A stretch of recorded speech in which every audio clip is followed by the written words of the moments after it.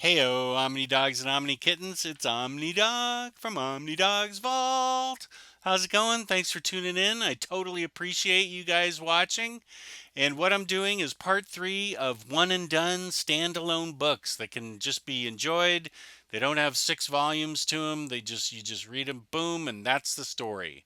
And I don't want to take too long. I'll get right into the next series of books.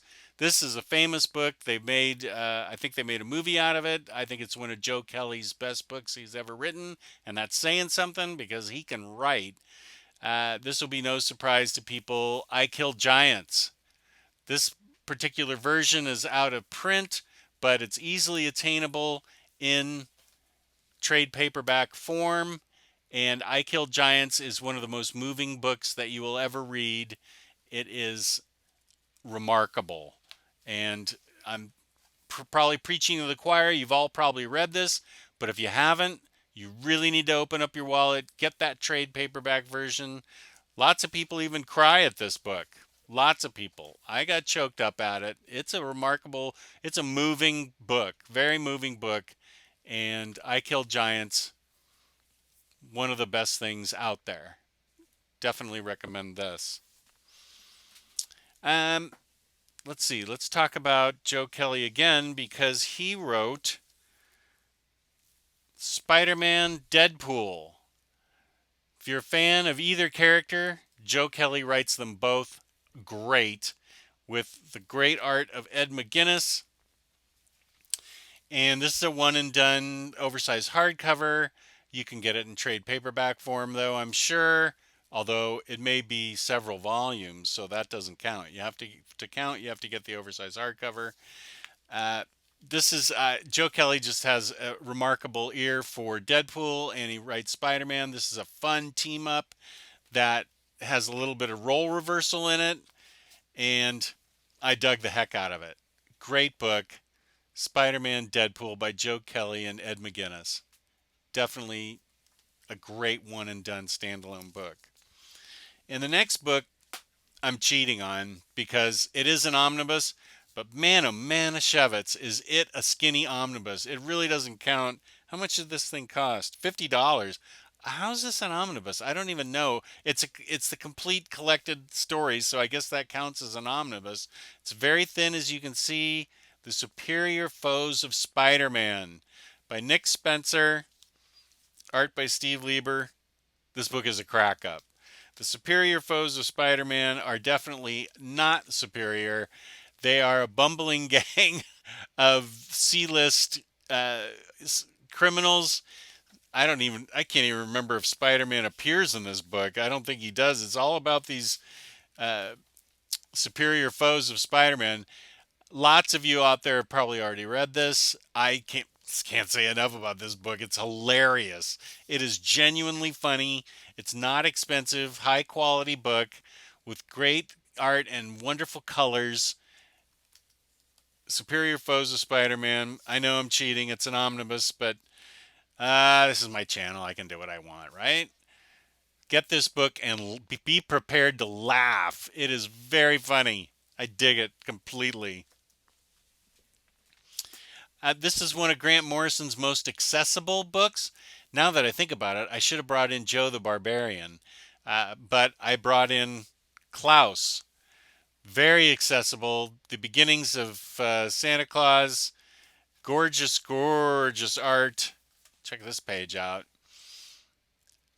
A lot of you have probably already read it. And when I say it's accessible, you don't need to have a PhD in mythology or whatever to understand this book. Grant Morrison can, write several levels above me, but this book is very fun and easily accessible, really interesting, really nice art. It's a great presentation. Who's this by? Boom? Yeah. And the beginnings of Santa Claus, called Claus, and it's, I would say, more of the beginnings of Saint Nick, but he's got a love life and a magic reindeer and all kinds of interesting things. Klaus is great. You don't have to read it at Christmas time. You can read it whenever you want. I give you permission. No sweat. I'll do that for you. Um, Terry Moore, Motor Girl. This is called an omnibus too, but it's not, as you can see, it's not very thick. Great story. I think this is one of his better stories. Got great Terry Moore art in it with the great writing. Motor Girl has a gorilla that she talks to, and they have a relationship, not an intimate relationship, just a relationship. And the gorilla is really quite smart, and it's really moving. The more you get into this book, the more of a moving, well-written story this is. I found the latter part of this book to be very poignant, very moving, and inspirational even. And this is a really, really fine book. Terry Moore's Motor Girl. And what just popped out? Oh, a little signature card. That's cool. So what else do we have? A humanoids, couple of humanoids books. Different ugliness, different madness. In the golden age of radio, the attractive and sexy voice of Lloyd Goodman fills the airwaves. But the playboy of radio has a secret that eventually drives him to a life of solitude and depression. He's not very good looking, and it covers his life when he disappears from the radio for a while, and what happens when he meets a very beautiful woman. And he is who is this written by? Oh, brother, it's European, so Mark Mallet. I'm sorry, I'm not good at names. I'm good at reading books, but I'm not good at pronouncing names. Different Ugliness, Different Madness. I've reviewed it before. Wonderful book. Really interesting art. Really well written. Um, and it's compelling. Very compelling book. What happens at the end? It has an end that I didn't see coming at all. And I think it's great. I love this book. It's a humanoids book that I loved. And this one's a thick book. It's a Western. Jodorowsky wrote it. So this is more of a commitment than a lot of other books. The Thin Trades. This is Bouncer. It's a great Western with typically great humanoids art. That's one thing humanoids, even if it's bad writing, it's got beautiful art. And humanoids is capable of putting out bad books. But Bouncer's not one of them. It's a Western in the American West, and it's wonderful. I loved it. And I'm not really necessarily a fan of Western books, but this thing really takes off and is compelling. I dug it. I love Bouncer. So I'm kind of cheating because it's kind of thick and it'll take you more than an hour to read, but it's totally worth it. And here's Breath of Bones, A Tale of the Golem. A British plane crashes on the outskirts of a small Jewish town, drawing the attention of Nazi forces. To protect their homes and families, one man gives his life to create a creature of legend, the Golem. Following the orders of the man's grandson, the Golem fights for the town and becomes a friend no one expected. Dark Horse, this is was a surprise to me, was recommended highly from several different people. They were right. This is one heck of a great book. Doesn't take long to read, but it will make an impact on you. Breath of Bones, Tale of the Golem.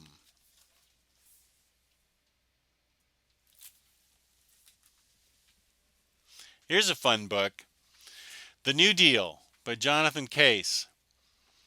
And I will show you art while reading it off the back because it does a better job summing up than I would. The Waldorf Astoria is the classiest hotel along the Manhattan skyline in Depression-era New York City. When a charming woman named Nina checks in, With a high society entourage, young Frank, a bellhop, and Teresa, a maid, get caught up in a series of mysterious thefts. The stakes grow higher. Can I show you that? Yep. The stakes quickly grow perilous, and the pair must rely on each other to discover the truth while navigating delicate class politics.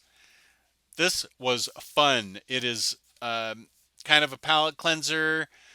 Doesn't go too deep, but it is kind of a mystery that deals with racial and class tensions and a jewel thief. Really good. I think the Iceman might have recommended this to me. The New Deal. And you can't have a one and done standalone bunch of books without more Ed Brubaker. Incognito. This was out of print for a long time, but they discovered a big stack of them in a warehouse somewhere, and so now it's easy to find again. And that's kind of grisly. Ed Brubaker, Sean Phillips, have they ever done anything bad? I don't think so. Everything they do, I think, is gold. So Incognito is a great story about a superhero, and I loved it. Absolutely love this book, Incognito. What if you were a supervillain living in witness protection and all you could think about were the glory days of being bad when the rules didn't apply to you? Before, you were just like everybody else. Incognito's story begins where others end and goes places no graphic novel has gone before. This is a great book. I loved this book. It's one of the few superhero things that I've read from Ed Brubaker. I know he has done Batman and a few other things, but this is his characters in his world, his way. I can't say enough about Ed Brubaker because I'm about to say something else about Ed Brubaker, one of my favorite books, The Fade Out. Not too bad as far as thickness goes. The Fade Out is set during the McCarthy era in Hollywood. It is a murder mystery, and Brubaker and Phillips knock it out of the park. The Fade Out is one of my favorite things. I gave it to my sister for Christmas. She loved it, and she's not a comic reader at all. So I highly recommend The Fade Out. A lot of you have probably already read it. If you haven't, you need to. One of the best. One of the best standalone books you can get. Now we're getting down to it. A book I just reviewed recently. Very thin, very funny, very well drawn in a cartoony style. The hot dog vendor himself, Gabriel Alicia, recommended it to me along with Kemi Jacob, Paul Jenkins' Sidekick. I just reviewed this. It's thin. You can read this in under an hour. And let's see. No, I can't really show you that. It is a little bit, it's got a little bit of raunchiness, but it's hilarious. And it's really funny. The art is perfect for it. The art style is absolutely perfect for it. Who knew Paul Jenkins could be so funny? I mean, the guy's got a gift for comedy, and Sidekick is an excellent book. Highly, highly recommend it. I just did a review on it if you want to check it out a couple days ago.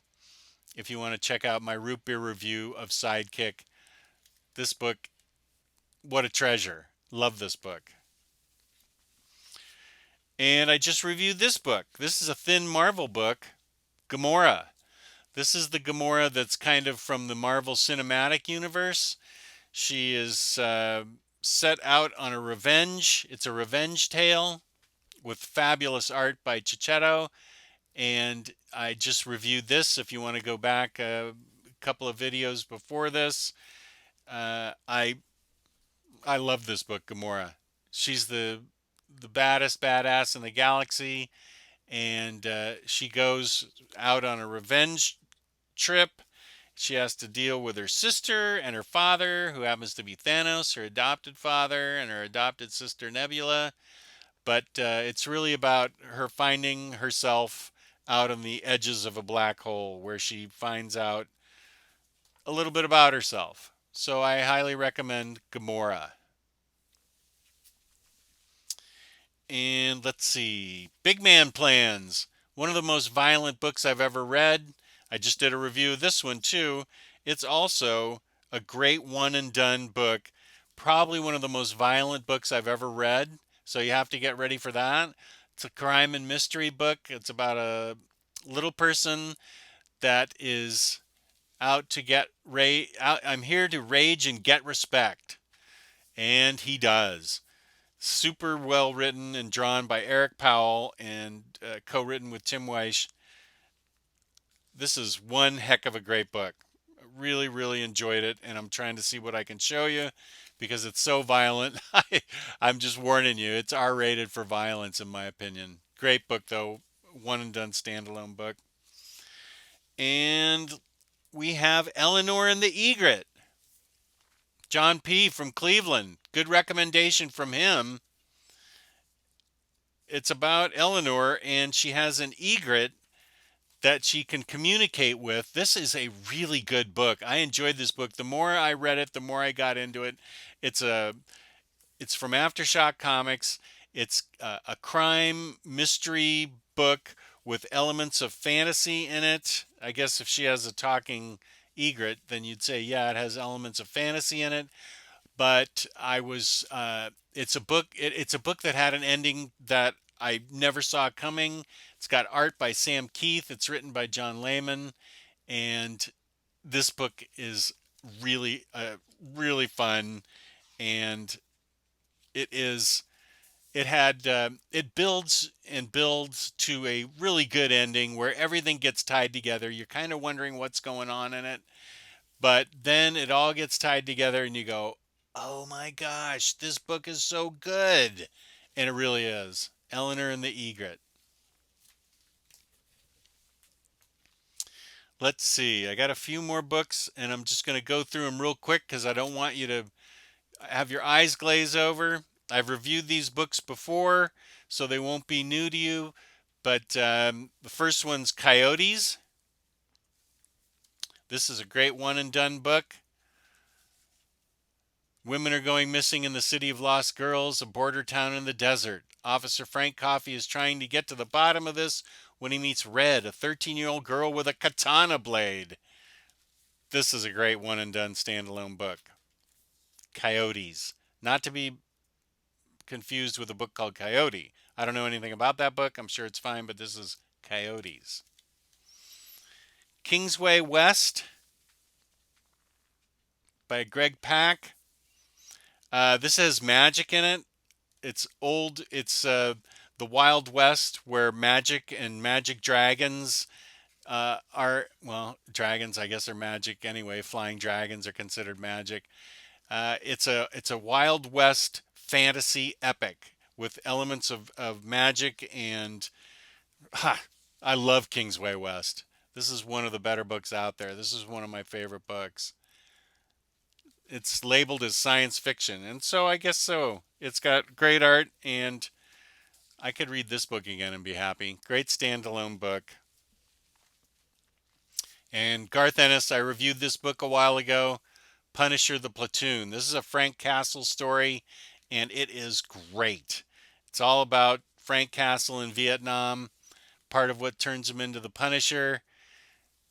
It is remarkable. Garth Ennis can do war stories like nobody's business.